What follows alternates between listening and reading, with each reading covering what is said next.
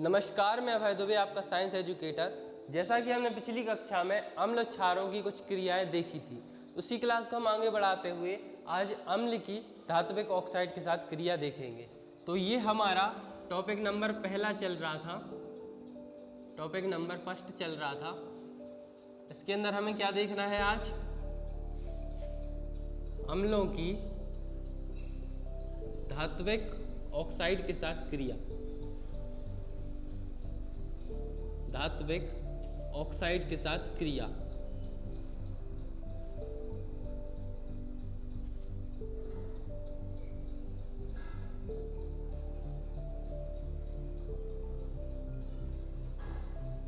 तो हमें क्या देखना है आज?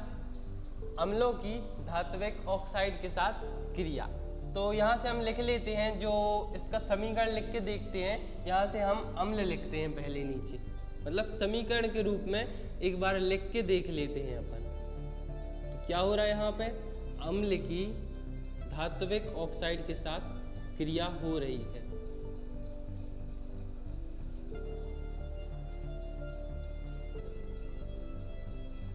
क्रिया हो रही है। तो अम्ल की किसके साथ? धात्विक ऑक्साइड के साथ क्रिया हो रही है। तो हमें उत्पाद के रूप में क्या प्राप्त होगा? लवण और जल। ये समीकरण आपको याद करने पड़ेंगे कि इसकी क्रिया इसके साथ होती है, तो हमें ये प्राप्त होता है। और जो अम्ल क्षारों में अम्ल होते हैं, उनमें विशेषकर लवण और जल ही प्राप्त होता है। बस एक अभिक्रिया है जिसमें हाइड्रोजन गैस प्राप्त होती है, लेकिन अधिकतर सभी में लवण और जल ही प्राप्त होता है। तो आज हम देखेंगे अम्ल और धात्विक ऑक्साइड की क्रियाएं। धात्विक ऑक्साइड, इसमें से ये शब्द देखिए आप, धात्विक। धात्विक मतलब धातु। तो हमने क्या पढ़ा? पिछली क्लास में पढ़ा था ना हमने, धातुओं की क्रियाएं। धातुएं क्या होती हैं?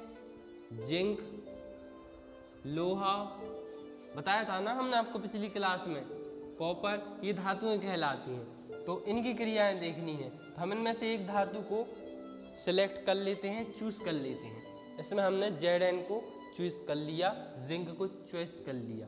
तो जिंक पे क्या चार्ज होता है? +2 होता है ना, जिंक पे +2 चार्ज। और ऑक्साइड, ऑक्साइड से क्या समझ में आ रहा है? ऑक्सीजन आ रहा ना। ऑक्साइड हमने आपको बताया था, आपको आयन याद करने पड़ेंगे। ऑक्साइड आयन होता है, ऑक्साइड आयन पे क्या होता है? 2-। तो ये हमने लिखा, ये यहाँ आ जाएगा, ये यहाँ चला जाएगा। तो क्या बन जाएगा? ZnO। इन दोनों को अपन ऐड कर देंगे, क्या बनेगा? ZnO। यही हमारा कहलाता है जिंक ऑक्साइड या धात्विक ऑक्साइड, जिसमें एक धातु हो और ऑक्साइड या आयन हो या ऑक्सीजन हो। ठीक है। तो अम्ल के बारे में तो आप जानते ही होंगे, जिसमें H रहता है आगे। तो इसमें क्या होगा? एक अम्ल ले लेंगे अपन। तो एक कोई भी अम्ल देखते हैं अपन, HCl। ये हमने एक अम्ल ले लिया, इसका नाम क्या है? हाइड्रोक्लोरिक अम्ल। हाइड्रोक्लोरिक अम्ल, ठीक है। ये इसका हमने नाम लिख दिया। इसकी क्रिया किसके साथ कराएंगे हम? धात्विक ऑक्साइड। तो एक धात्विक ऑक्साइड ले लेते हैं, अभी हमने आपको बताया ZnO। इसका नाम क्या है? Zinc oxide. जिंक ऑक्साइड, इनका नाम लिखना बहुत आसान है। धातु की जगह पे अपन जिंक का नाम लिख देंगे और ऑक्साइड ज्यों का त्यों लिख देंगे। इन दोनों की अभिक्रिया हमने कराई। तो आप ध्यान से देखिए, हमें क्या प्राप्त करना है? लवण और जल। तो यहाँ से हम क्या करेंगे? Zn निकाल के यहाँ लिख देंगे। ये हमने Zn लिखा, ठीक है। और इसके साथ हमें लवण चाहिए, तो यहाँ से हम Cl लिख देंगे। लेकिन आपको पता है कि जिंक में क्या होता है? 2+ होता है, अभी बताया था हमने 2+। तो यहाँ क्या आएगा? 2 आएगा, मतलब Cl 2 आएंगे, ठीक है। फिर इसके बाद क्या प्राप्त होता है हमें? जल। तो वो भी हम लिख लेते हैं, H2O, ठीक है। अब हम समीकरण को क्या करेंगे? बैलेंस करेंगे। अब देखिए आप यहाँ पे एक Zn है, यहाँ पे भी एक Zn है, कोई प्रॉब्लम नहीं है। यहाँ पे एक Cl है, यहाँ पे 2 Cl है, ये प्रॉब्लम है। ये इक्वेशन है, यहाँ पे दोनों साइड बराबर होना चाहिए। तो क्या होगा? यहाँ पे हम 2 लगा देंगे, तो क्या हो जाएगा? यहाँ 2 Cl हो जाएंगे और यहाँ पे भी 2 Cl हो जाएंगे। अब हम देखते हैं, यहाँ Zn है, यहाँ भी Zn है, यहाँ 2 Cl हैं, यहाँ भी 2 Cl हैं, ये 2 H, यहाँ पे 2 H हैं, यहाँ भी 2 H हैं, एक O है, यहाँ भी एक O है। और आपको हमने अभी बताया, पिछली क्लास में बताया था और अभी भी बता दे रहा है कि जब 2 H हों और एक O हो, 2 H हों और एक O हो तो जल बनता है। तो ये हमारा जल बन गया और इस 2 का गुणा पूरे में रहता है, मतलब 2 H हैं और 2 Cl है। तो ये हमारा समीकरण बैलेंस हो गया। इनके हम नाम लिख लेते हैं जल्दी से। ये क्या है? Zinc chloride.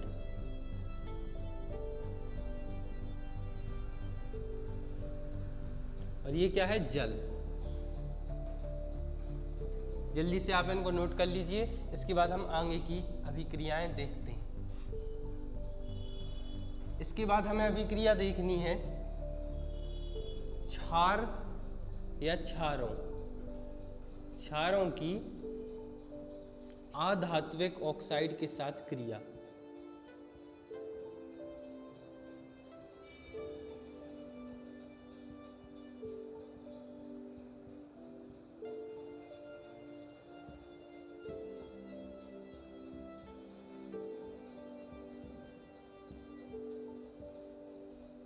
क्या देखनी है हमें?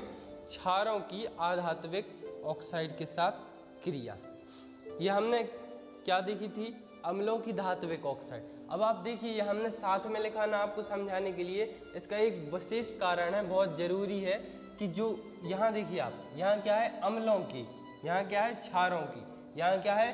धात्विक ऑक्साइड, ये क्या है? अधात्विक ऑक्साइड। हम जो समझ आने की कोशिश कर रहे हैं, आप उसको समझने का प्रयास करें। यहाँ क्या है? धात्विक ऑक्साइड, यहाँ आ लगा है, मतलब अधात्विक। अधात्विक से क्या समझ में आ रहा है? अधातु। अधातु या ना धातु, अधातु या ना धातु, मतलब जो धातु नहीं हो ऐसे ऑक्साइड, मतलब जिसमें ऑक्साइड से आप समझते हैं ना जहाँ O जुड़ा हो।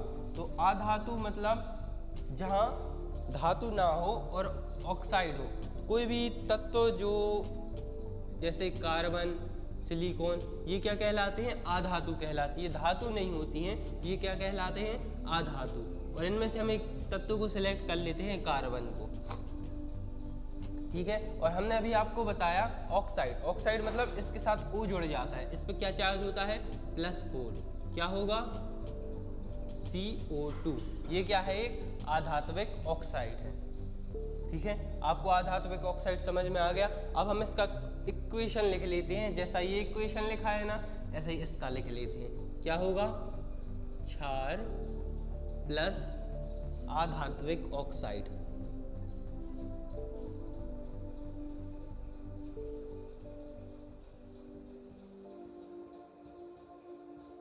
अधात्विक ऑक्साइड, इन दोनों की क्रिया हुई तो क्या प्राप्त होगा? लवण और जल। ये आपको याद करने पड़ेंगे कि किसकी अभिक्रिया किसके साथ कराएंगे तो क्या प्राप्त होगा। अब आप इसको भी ध्यान से देखिए।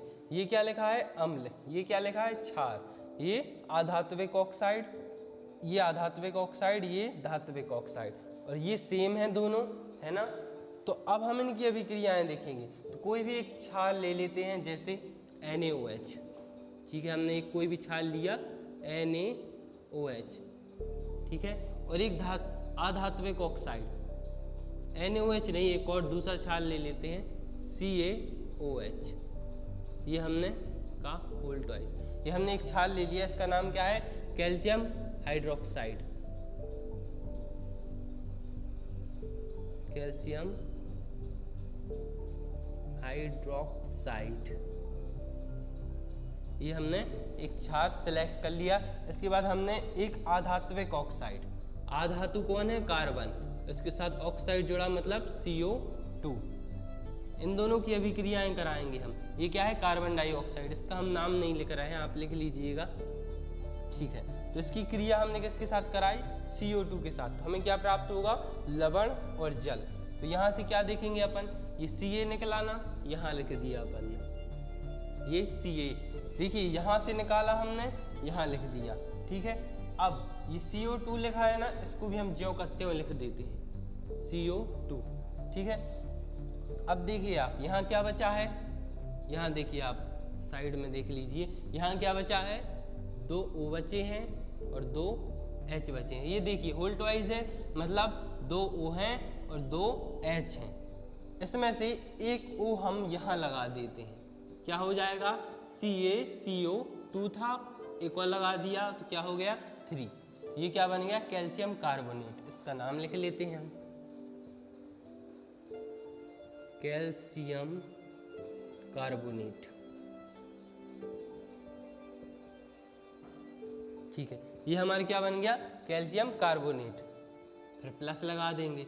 अब आप देखिए यहाँ क्या बचे हैं, 2 H बचे हैं और 2 O बचे। इसमें से एक हमने निकाल दिया था तो कितने बचे, 1 O बचे हैं। और जब भी 2 H और 1 O बचा रहे तो क्या बनता है, जल, H2O। ये क्या है, जल। ठीक है, ये इक्वेशन आप नोट कर लीजिए। अब आप देख सकते हैं ये क्या है, क्षार, ये क्या है, अधात्विक ऑक्साइड। इन दोनों क्रिया कराई तो ये कैल्शियम कार्बोनेट नाम का क्षार लवण प्राप्त हुआ और जल प्राप्त हुआ। आप देखिए, जल्दी से नोट कर लीजिए। फिर एक और इम्पोर्टेंट चीज बताते हैं हम आपको।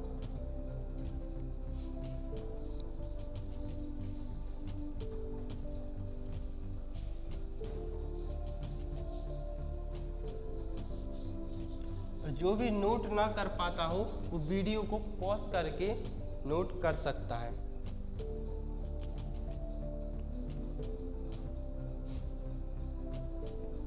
ठीक है, नोट कर लिया होगा। अब देखिए आप ध्यान से, ये क्या है, क्षार, अधात्विक ऑक्साइड, लवण और जल। ठीक है, ये हमने आपको अभी बताएंगे, ये हमने केवल लिखा रहने दिया। देखिए आपने जो पिछली क्लास या प्रीवियस क्लास है उनमें देखा होगा, हमने आपको बताया था अम्ल और क्षारों की आपस में क्रियाएं। तो उसी को हम फिर से देखते हैं। जो अम्ल और क्षार रहते हैं, क्या रहते हैं, अम्ल और क्षार, ये आपस में क्रियाएं करेंगे तो क्या प्राप्त होता था, लवण। बताया था ना हमने आपको, लवण और जल ये प्राप्त होता था ना। अब हम इसको क्या करते हैं, इसको आगे पीछे कर देते हैं। ठीक है, क्या हो जाएगा, ये आगे हमने क्षार लिख दिया और ये क्या लिख दिया, अम्ल। गणित में करते हैं ना अपन, 1 + 2 = 3, 2 + 1 = 3, कोई फर्क नहीं पड़ता आगे पीछे लिखने से। तो ये हमने आगे पीछे लिख दिया। अब आप देखिए ध्यान से, इसको देखिए, इस समीकरण को, और इस समीकरण को देखिए, ये हम मिटा दे रहे हैं। इन दोनों को आप ध्यान से देखिए, अभी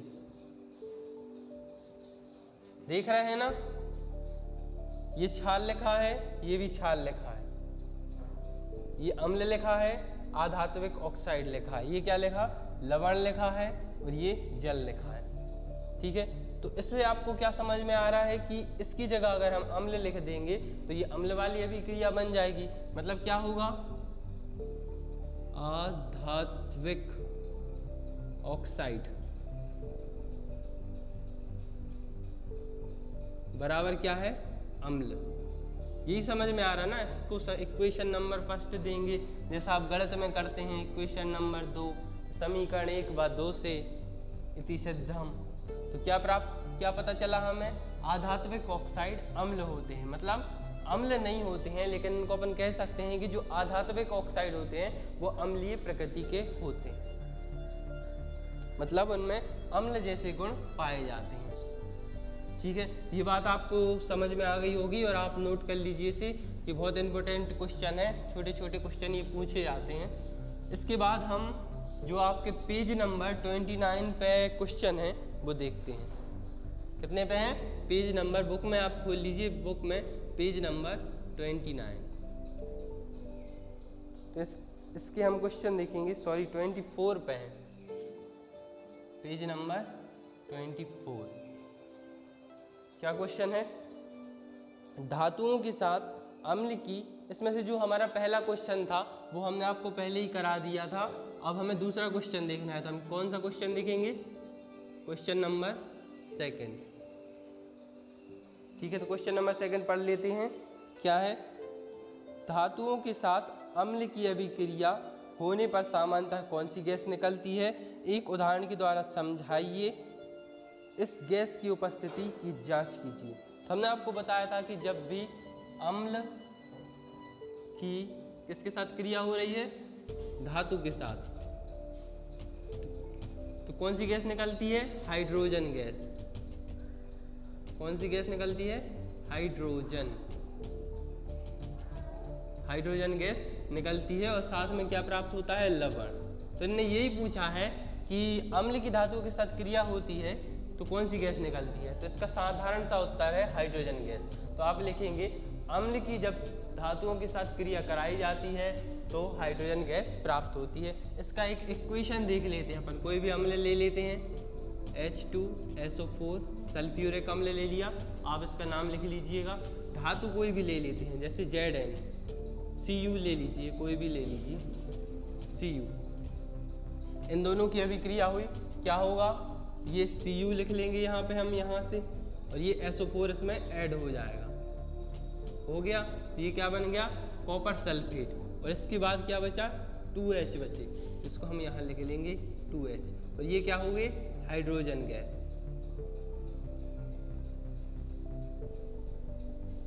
ये क्या है हमारी हाइड्रोजन गैस, जो ऊपर जाती है आसमान में। इसका इनके आप नाम लिख लेंगे, ठीक है। इसके बाद हम अगला क्वेश्चन देखते हैं जल्दी से, जो हमारा क्वेश्चन नंबर 3 है, उसको हम देखेंगे अब। ये क्वेश्चन सॉल्व करने से पहले आपको एक बार बुक से इन क्वेश्चन को पढ़ना जरूर होगा, क्योंकि जब तक आप नहीं पढ़ेंगे आपको ये समझ में नहीं आएंगे। तो अगला क्वेश्चन पढ़ के देखते हैं अपन क्या है। क्या लिखा है, कोई धातु यौगिक A, मतलब कोई भी एक धातु है जिसे इनने क्या माना है, A, तो हम लिख लेते हैं क्या माना है इनने, A माना है, ठीक है। अब हम आगे पढ़ेंगे।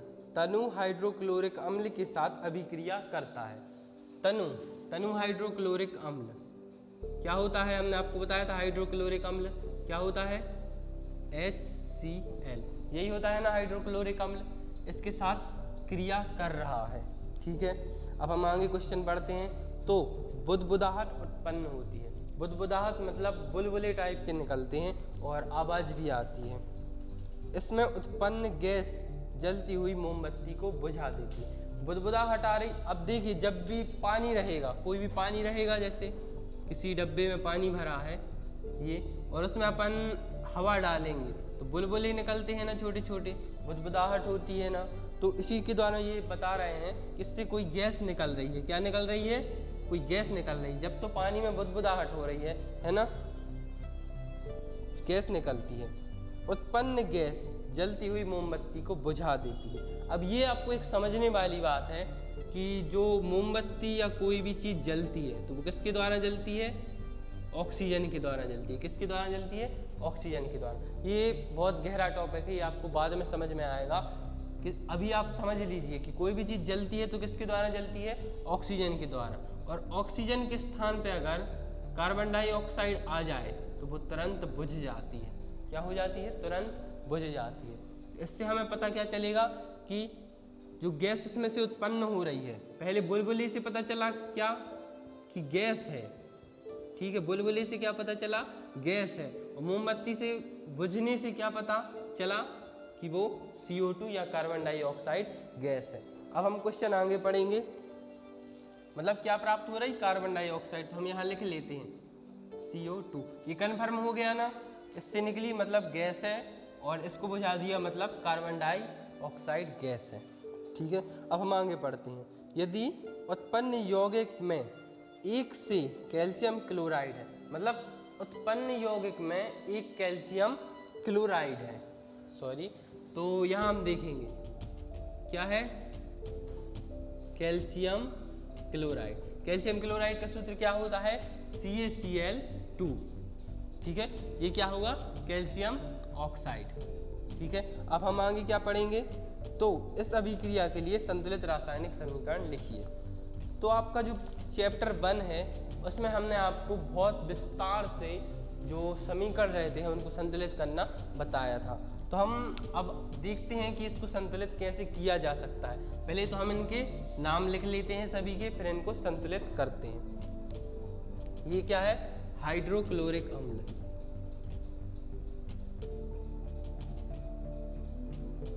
हाइड्रोक्लोरिक अम्ल। ये सब हमें कैसे पता चला? प्रश्न से। और इसके आगे हमें इसको संतुलित करना है। ये क्या है? Calcium chloride. कैल्शियम क्लोराइड, ठीक है। और ये क्या है? Carbon dioxide.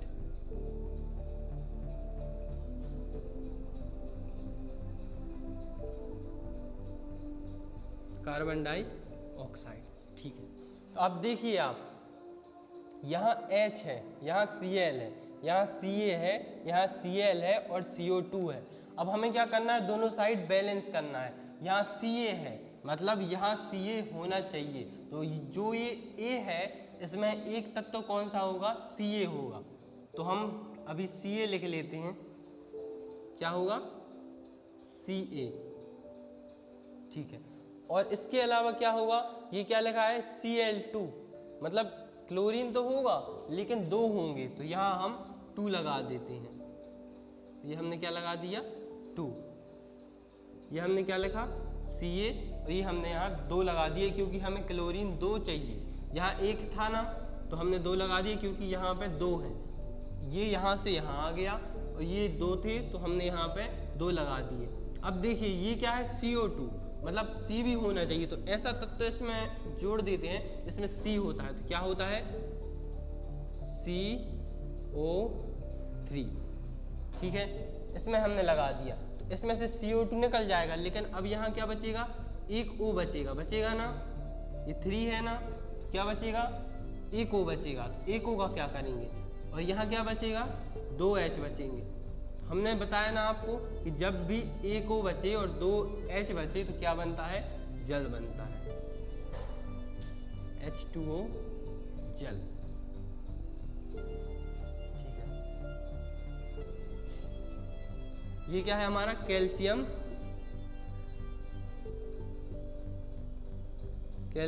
कार्बोनेट। अतः उस अभिक्रिया में जो ए तत्व है वो क्या होगा? Calcium carbonate. ये आपका आंसर है, ठीक है। ये बात आपको समझ में आ गई होगी। और इनको बैलेंस करके देख लेते हैं हम। Ca कितने हैं? 1 है। देखो यहाँ देख लेते हैं, लिखने की जरूरत नहीं है। Ca कितने हैं? 1 है। यहाँ भी 1 है। CO3, CO2 तो J है, एक O ये है, 3 हो गया ना। CO3 है, CO2 ये है और एक O ये है, ठीक है। ये भी ठीक है।